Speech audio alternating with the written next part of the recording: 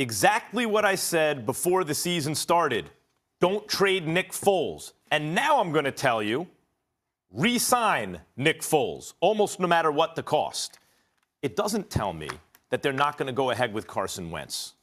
Carson Wentz is a great young quarterback with still tremendous upside, and he's already shown he can play at an elite level. He is their quarterback. But he's in it. If you have a young, amazing franchise quarterback who is clearly injury prone, going back to his last season in college, who's the second most important player on the team?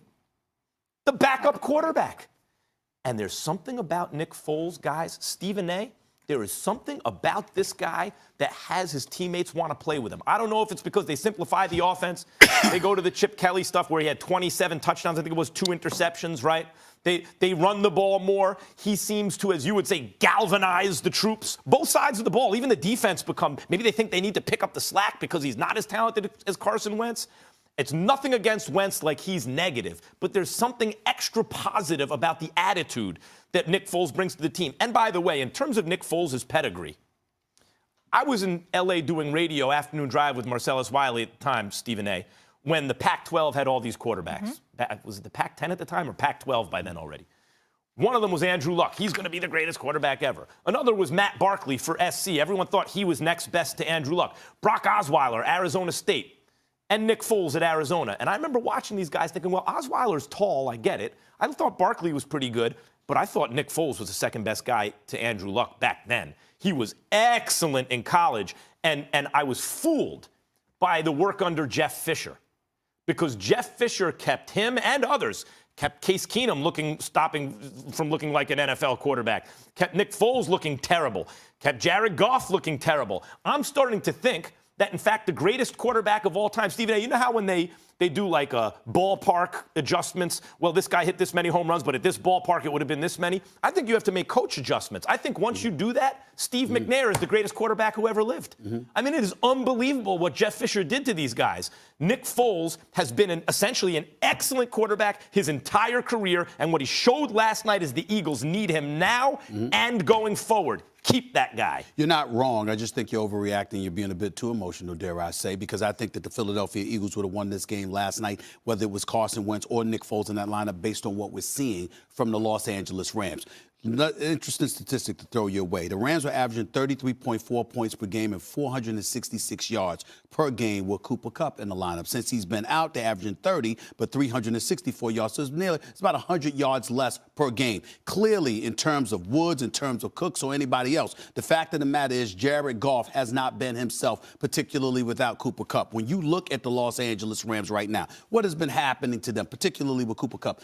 13 interceptions on the season. He threw 7 going into the last 2 weeks. In the last 2 weeks against Chicago and now Philadelphia, the man has thrown 6 interceptions. Where the previous 10 or 11 games, he threw a grand total of 7. He's clearly not himself because he doesn't have his most comfortable weapon available to him. You combine that with the fact that there needs to be an APB put out for Ndamukong Suh. I mean, when he hit Nick Foles doing one of those passes yesterday, Max, I was going like this. Oh, there he is. I've been looking for this guy. Where the hell has he been? When Aaron Donald could, attract and double and triple teams sometimes, one would think, whether it's Fowler, whether it's Ndamukong Suh, that somehow, some way, other people will be able to get at the quarterback. That has not been the case with the Los Angeles Rams. So when you look at this right now, this is a team that's an elite team. This is a team that's 11-3. We're looking at Sean McVay. He looks like a deer in headlights, Max. Not because he's lost. Not because he's lost in terms of what to do on the field. He's lost as to what he is seeing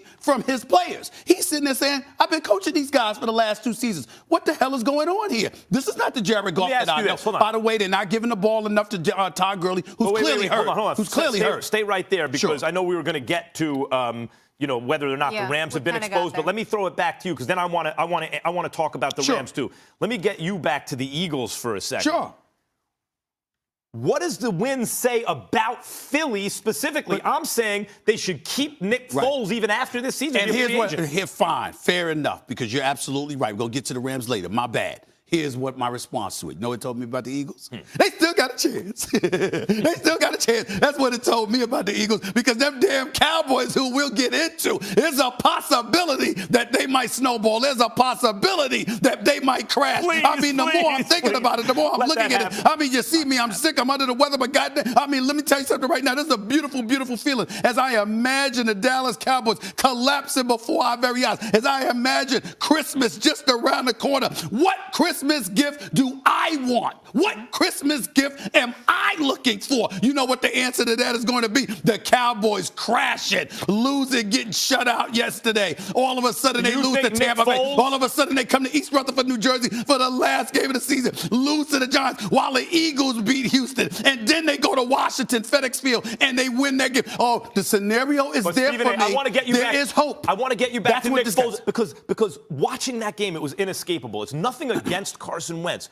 Foles brings something to the chemistry of the Eagles. Championship pride. That's what they played with. They played with championship pride against a contender. And by the way, think about this. How many wins does Carson Wentz have after week 13 in his career? How many playoff wins does he have in his career? Nick Foles, this time of year, we saw it last year, got this whole team juiced. The only reason I brought up the Rams is because, again, are we going to sit up there and look at the Rams team that we saw yesterday and say Carson Wentz couldn't beat them? Let's get into it. So last week, Mitchell Trubisky and the Bears took down the Rams. This week, obviously, the Eagles got the best of them on their home turf. 2 straight losses. Stephen, I'll start with you. Do you feel like the Rams have gotten exposed? I think they've gotten exposed because, first of all, you're not giving the ball to Todd Gurley enough because obviously he's not 100% healthy. But more importantly than that, what I brought up about Cooper Kupp earlier. So if you're compromised offensively and defensively, you've been suspect from the beginning. And the chances are you're not going to have the #1 overall seed. And what have I been saying all year, Max? If they got to go on the road, they ain't going to the Super Bowl. L.A., the confines of Southern California. You were just there. You